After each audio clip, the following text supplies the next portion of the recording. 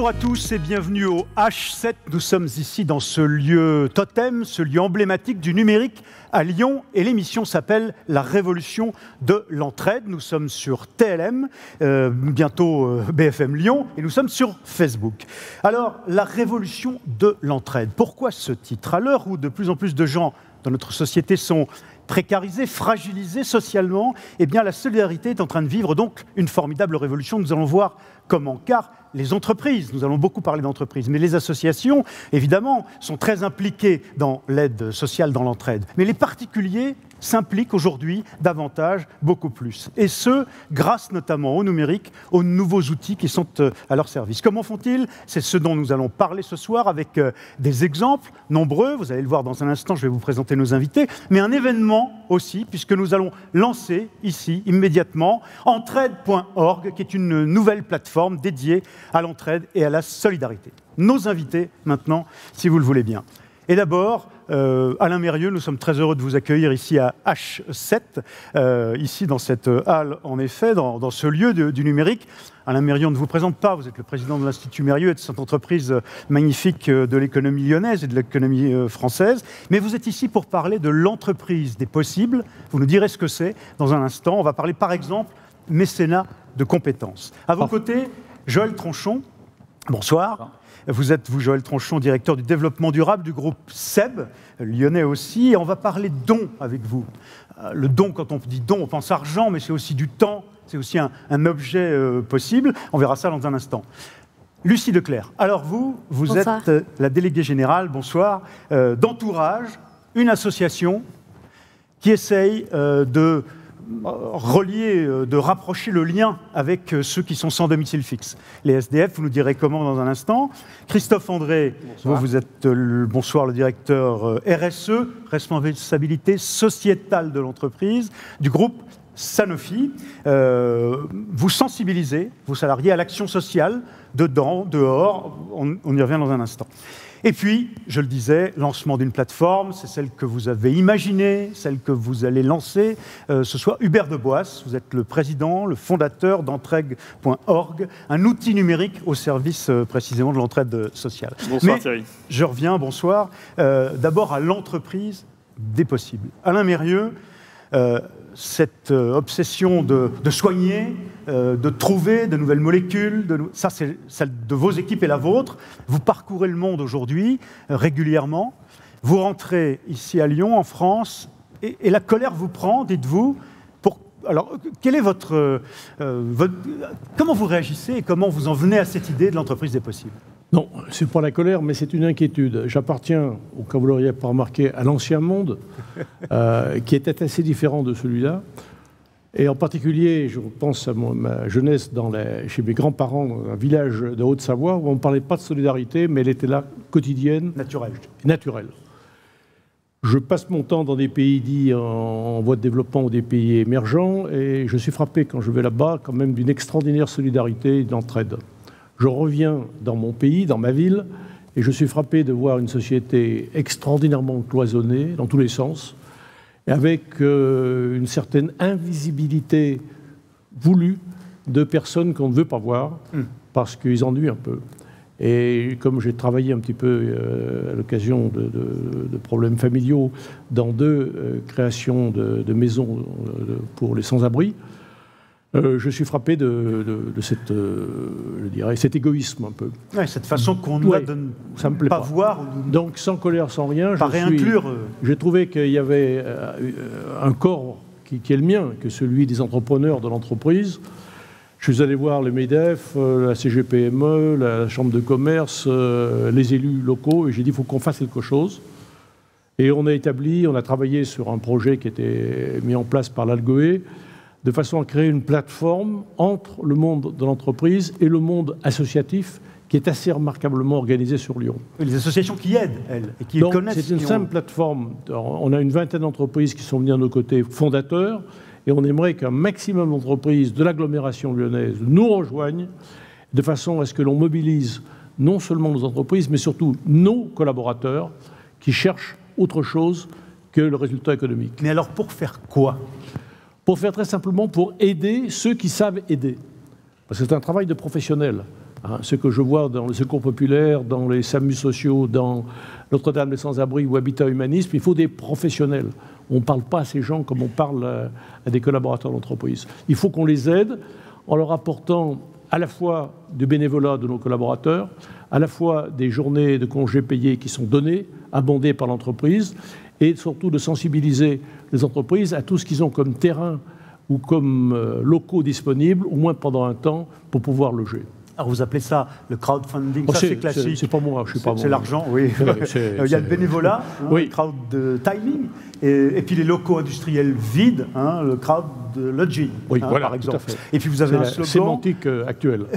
Vous dites tous ensemble, nous pouvons agir. Bon, c'est voilà. Classique, mais c'est ça la grande idée. On y revient peut-être dans un instant. Mais je voudrais me tourner, si vous voulez bien, à côté de vous, vers Joël Tronchon, qui représente le groupe SEB.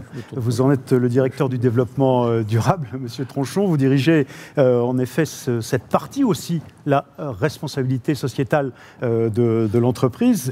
Et une nouvelle façon, finalement, de s'impliquer dans la société, c'est de s'engager, de la part d'un collaborateur, à aider.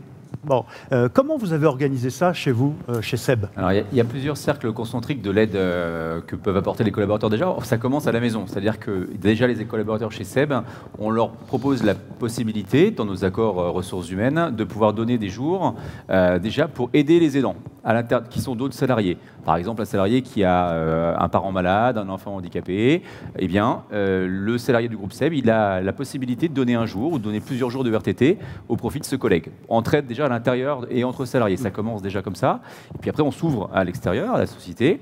Et donc, on propose plusieurs cas, plusieurs formules à la carte d'engagement solidaire des collaborateurs. Ça peut être, par exemple, passer du temps, quelques jours, et ça du don de jour. Donc là, il y a du co-investissement, en fait, entre le salarié qui passe des jours au titre du mécénat pour une association hors du temps de travail, mais qui sont aussi abondés par l'entreprise, qui peut donner autant de jours ou plus de jours selon les possibilités. Exemple, l'Institut Télémac, Énergie Jeune, il y a l'entreprise des possibles demain, il y a plein d'associations qu'on peut aider comme ça.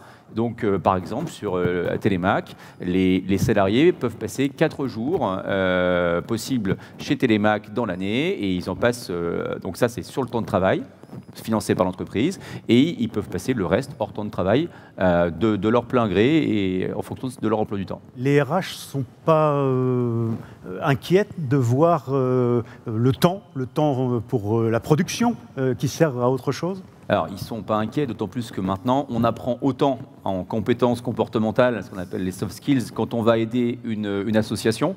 Et d'ailleurs, le mécénat de compétences, bien souvent, on travaille.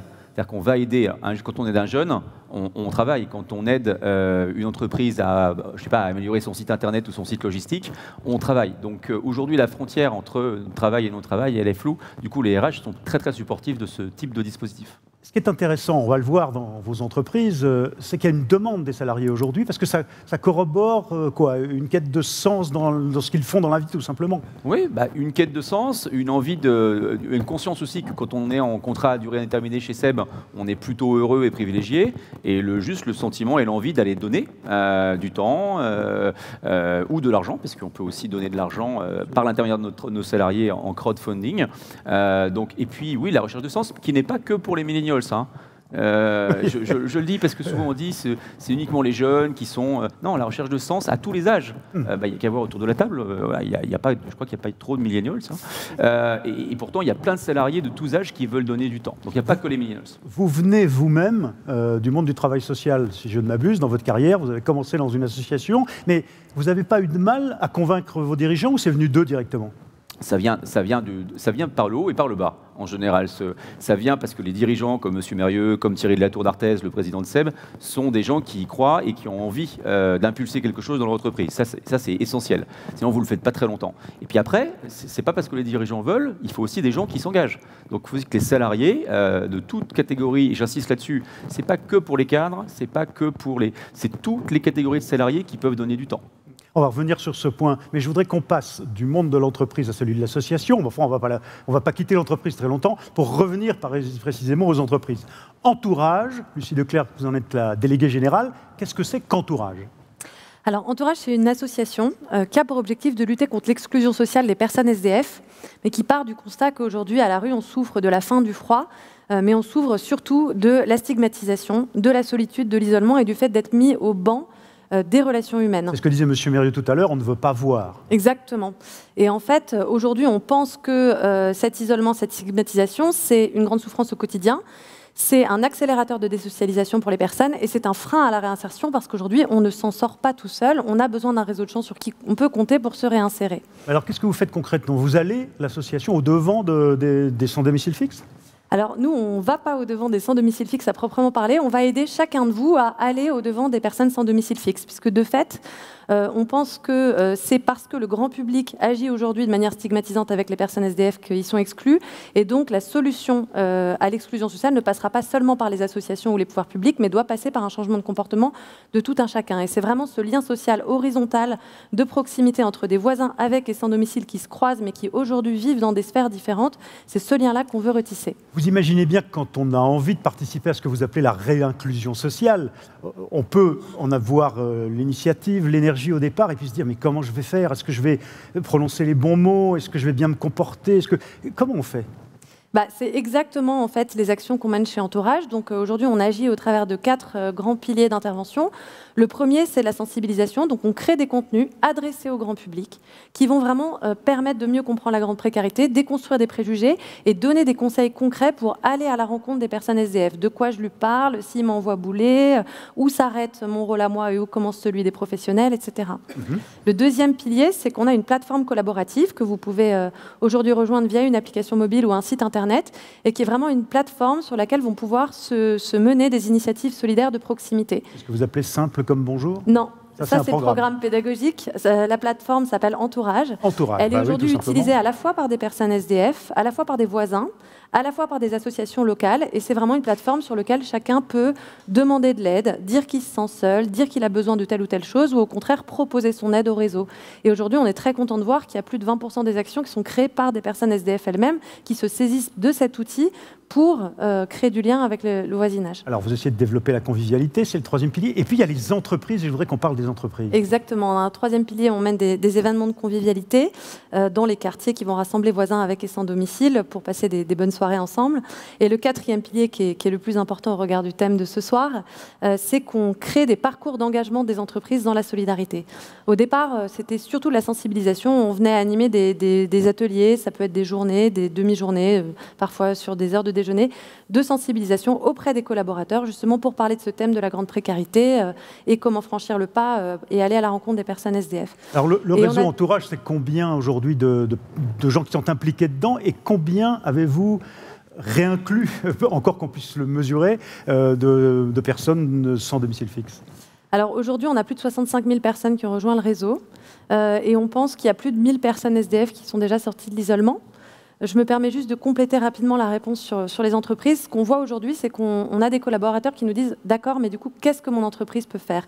Et on commence avec les entreprises à mener des vraies actions d'immersion de personnes SDF en entreprise pour les aider à se réinsérer dans le monde de l'emploi. Mes pratiques en tant que postier, comment est-ce que je fais pour que dans mon bureau de poste, il soit plus solidaire pour les personnes SDF, etc. Et donc, on met la solidarité au cœur même des métiers de l'entreprise. Alors, une association qui sollicite, Christophe André, les entreprises, qui va dans les entreprises même pour mener des actions de sensibilisation, et puis une entreprise qui essaye de pousser ses salariés à la solidarité dans le monde associatif, et donc à aller dehors. Au dehors de l'entreprise, c'est Sanofi. Comment vous faites? Vous avez appelé ça les journées immersion solidarité. C'est le nouveau terme de la RTT, c'est ça? Ça pourrait y ressembler. En fait, ça a démarré il y a 3 ans, dans le cadre de la saison de la solidarité. On cherchait un dispositif un petit peu innovant qui sortait des collectes classiques. Et donc, on a démarré cela. Ça consiste, pour le collaborateur volontaire, à poser une journée. C'est important, c'est un engagement citoyen. Pour accomplir, on prend sur son crédit de repos. On prend sur son crédit de repos pour accomplir en groupe une action solidaire, citoyenne, au sein d'une association locale. Et comme ça, la première année, on a organisé 5 journées avec Handicap International, où on a fait du déconditionnement de kits de rentrée scolaire. On a été au foyer Notre-Dame des Sans-Abris, on a repeint le réfectoire du foyer La Chardonnière. Et à l'issue de la première année, on avait 110 participants qui en redemandaient, qui nous ont dit « mais il faudrait que ça soit pérenne ». Des exemples, vous venez de nous en donner, mais qu'est-ce que c'est que les enfants de Sanofi, par exemple? Alors les enfants de Sanofi, c'est une association interne qui aide les enfants des salariés dans le monde en proie à des difficultés scolaires, psychosociales ou qui ont un problème de santé. Il y a une action aussi que vous menez avec Habitat Humanisme, qui est très connu évidemment ici, et le Centre Léon Bérard, anti-cancer, sur l'hospitalisation à domicile, mais dans des cas particuliers. Lesquels? Tout à fait. Alors c'est un très beau projet. C'est le Centre Léon Bérard et Habitat Humanisme qui propose une alternative à l'hospitalisation à domicile pour les personnes les plus vulnérables. En fait, vous êtes dans des cas où les personnes sont plus assez malades, entre guillemets, pour rester à Léon Bérard, mais ils n'ont pas d'alternative pour être en hospitalisation à domicile, ce à quoi répond Habitat Humanisme. Et donc la Fondation Sanofi Espoir soutient ce projet. Je voudrais qu'on dise un mot de pacte. Pacte oui. Avec un Q. Un Q. Ouais. Qu'est-ce que c'est pacte? Alors c'est le pacte avec les quartiers pour toutes les entreprises. Ça s'adresse aux quartiers prioritaires de la ville. Et il y a des actions notamment de parrainage de jeunes. Alors nous avons un partenaire historique à Lyon qui est Sport dans la ville. Nous avons étendu cela avec nos quartiers du talent et Télémac. Et nous avons également l'accueil de stagiaires 3e. Nous avons accueilli cette année plus de 30 collégiens de 3e à Lyon. Alors il y a une action en particulier qui me frappe parce que le Centre Léon Bérard est un des meilleurs en France d'oncologie, de lutte contre le cancer. Et vous menez aussi une activité, une action interne à l'entreprise, cancer et travail. Là, c'est solidarité entre collaborateurs. Tout à fait. Le dispositif Cancer et Travail est un dispositif interne. C'est un espace d'écoute et d'échange qui est animé par un collectif de volontaires et qui est destiné à tous les collaborateurs impactés directement ou indirectement par le cancer. Ça peut être eux-mêmes, un proche, un collègue, quelqu'un de leur entourage familial. Au départ, c'est quand même les cadres, la RH, la direction, qui impulsent tout ce mouvement. Ça a suivi, ils sont à fond, ils en redemandent, vous nous dites, mais réellement, la proportion est... Le dispositif Cancer et Travail, c'est venu d'une collaboratrice en retour de cancer, qui a reconnu que le rétablissement était en fait plus dur que la maladie. Et elle a raconté son vécu et elle a dit « il faut qu'on monte quelque chose, il faut qu'on monte une structure pour aider les gens qui sont en retour de cancer ». Alors, ce que l'on fait ce soir ici, c'est en effet montrer vos initiatives, les décrire, les expliquer, voir ce que ça a comme impact, au fond, auprès de ceux qui s'engagent avec vous, salariés, collaborateurs, bénévoles. Et l'idée, là, avec ce que va nous présenter Hubert Deboisse, c'est qu'on crée un outil supplémentaire qui permette à tous, finalement, de se coordonner. Hein. C'est un peu ça. Bon, ça, c'est l'idée de base du numérique. C'est le génie du numérique. Hubert Deboisse, vous êtes donc à la fois le président et le fondateur de cette plateforme toute neuve, lancée ici même, entraide.org. Le vrai plus de cette plateforme numérique que vous avez créée, c'est que, eh bien, l'on passe du collectif au particulier. Si chacun veut s'impliquer, même très modestement, il peut le faire grâce à entraide.org. Comment ça fonctionne?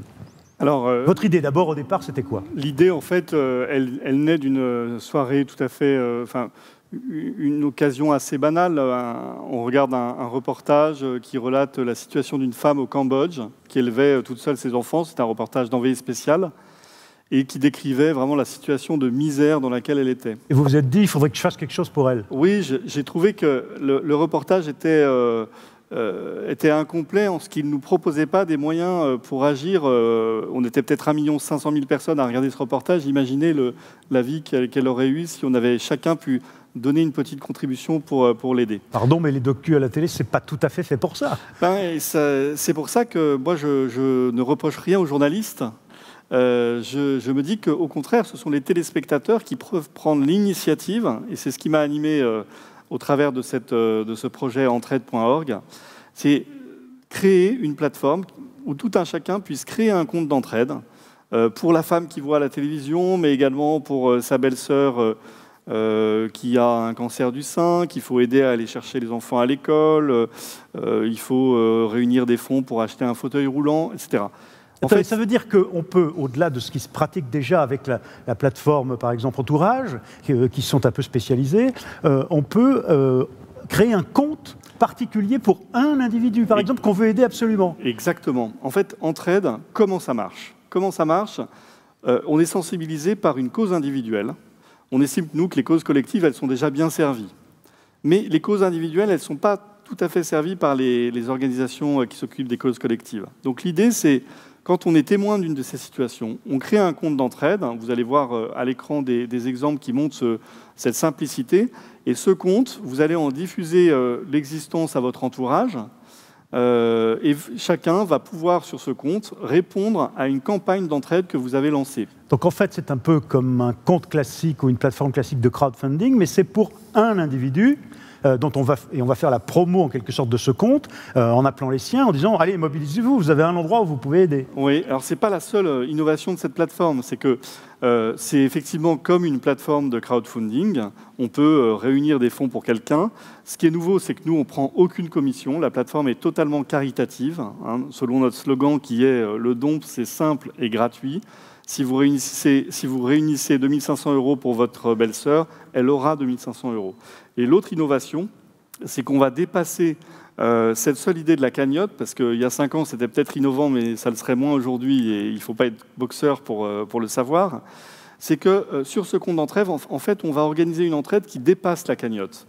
Donner des objets, parce que la maison a brûlé, apporter des compétences, créer, et ça c'est quelque chose qui nous tient énormément à cœur, créer un mouvement d'empathie et de réconfort autour de la personne à aider. Autour de quelqu'un qui a eu un problème personnel, une maladie ou un événement, ou le chômage par exemple, comment, allez, écrivez-lui ou... Ben voilà, c'est ça, c'est qu'avant on bricolait, là vous voyez à l'écran, on va sur la plateforme, on choisit, on organise ce compte d'entraide et on choisit des comptes d'entraide, si c'est de l'argent, si c'est de la compétence, quoi qu'il en soit, de l'empathie pour créer une espèce de communauté, une forte communauté qu'on va fédérer autour de cette personne. Alors comme à Lyon, on ne manque pas d'ambition, et que vous avez de l'ambition pour entraide.org, eh bien, vous avez imaginé qu'il ne fallait pas en rester aux particuliers, mais il fallait revenir vers cet univers qui se mobilise parfois, souvent, à savoir l'entreprise. Et là, on va venir aussi à des images sur l'entreprise. Vous voulez offrir les services au fond d'entraide.org en marque blanche. Il faut rappeler ce que c'est que la marque blanche. La marque blanche, en fait, c'est que cette plateforme entraide, vous pouvez l'utiliser, les entrepreneurs qui nous regardent, avec le logo de votre entreprise, un descriptif de votre entreprise, et vous allez pouvoir créer des comptes d'entraide pour vos collaborateurs, pour les proches de vos collaborateurs, et organiser ainsi toute l'activité de RSE de votre entreprise autour de causes qui sont portées par vos collaborateurs. Bon, mais pardon, mais si vous ne prenez pas même minimal une commission pour fonctionner, vous avez déjà 2 collaborateurs, comment vous financez entraide.org? Alors ça, je vous remercie vraiment de poser cette question, Thierry, parce que c'est vrai que c'est une initiative totalement privée. Un fonds de dotation, ça n'a pas le droit d'être soutenu par les pouvoirs publics. Donc, pas de subvention, c'est ça que ça veut dire, clairement. Oui. Donc on a fait une collecte autour des gens qui appréciaient ce projet, et maintenant on se tourne vers les entreprises. On se tourne également vers les utilisateurs, puisque sur ces plateformes, il y a une fonction de pourboire, c'est-à-dire que dans le parcours de collecte, on va réserver l'argent à sa belle-sœur, mais à la fin, on va vous proposer un pourboire pour financer la plateforme. C'est-à-dire une façon de collaborer aussi au financement de la plateforme elle-même, de rajouter 1 €, 2 €, 3 €, etc. Exactement. Ou plus, peut-être. Ce qui va permettre de financer la plateforme. Vous vouliez lancer un appel Oui, alors moi je voulais dépasser le seul cas d'entraide pour ne pas faire du publi-reportage autour de cette plateforme, même si son lancement nous importe beaucoup. C'est de dire que en fait, nous ne sommes qu'un outil, nous n'avons rien à vendre et à gagner, puisque c'est un outil caritatif. Mais c'est un outil que peuvent utiliser les entrepreneurs qui voudraient utiliser ce moyen en fait, de simplifier de l'entraide en entreprise en l'habillant aux couleurs de la société. Je voudrais, pour conclure, parce qu'il nous reste moins de 3 minutes maintenant, d'ici à la fin de cette émission, ce qui est frappant dans toutes vos initiatives, y compris entraide.org, c'est au fond qu'il y a, vous avez apporté finalement une réponse à une quête, à une attente, à une demande d'investissement, d'engagement de vos équipes, qui aujourd'hui est considérable. Vous êtes d'accord avec cette idée, face à un État-providence qui ne peut plus tout, face à des critiques sociales ou à des difficultés dans notre pays? Alain Mérieux? Oui, moi je pense que le message est simple, hein. Il faut ouvrir les persiennes sur le monde, ouvrir les yeux et puis y aller. Y aller. C'est ça. Lucie Leclercq. Oui, moi j'ai un message un peu comme celui d'Alain Mérieux. En fait, c'est pas si compliqué, la solidarité, ça commence par nos comportements quotidiens, par un bonjour, comme on dit chez Entourage, et on peut le mettre partout dans son métier, dans ses rapports humains. effectivement, aujourd'hui, la solidarité, c'est l'affaire de tous. Ça ne peut pas être seulement celle des pouvoirs publics. Sanofi, Seb, Sanofi. Vous savez, Sanofi Alliance, c'est l'héritage Mérieux que nous portons. Donc, beaucoup de collaborateurs se reconnaissent dans l'esprit Mérieux. Donc, tout naturellement, on a rejoint le collectif de l'entreprise des possibles. Et oui, la solidarité est historique chez nous. Seb. Moi, je voulais juste vous dire, la solidarité, c'est aussi quelque chose qui peut avoir des retombées positives économiques. Par exemple, quand on propose à des jeunes stagiaires ou alternants chez SEB de faire un temps partiel, ils passent un vendredi, 4 jours chez SEB et un vendredi dans l'association humanitaire. C'est quelque chose qui attire les meilleurs talents. Donc en plus, on peut conjuguer les deux, solidarité et attractivité. C'est-à-dire que tout le monde y gagne, au fond, avec le sourire, en tout cas. Et on y retrouve l'allégria. C'est ça. Qui manque. Une forme d'allégresse dans la générosité et dans la solidarité. Je voudrais, mesdames et messieurs, qu'on remercie peut-être par quelques applaudissements les invités de cette émission.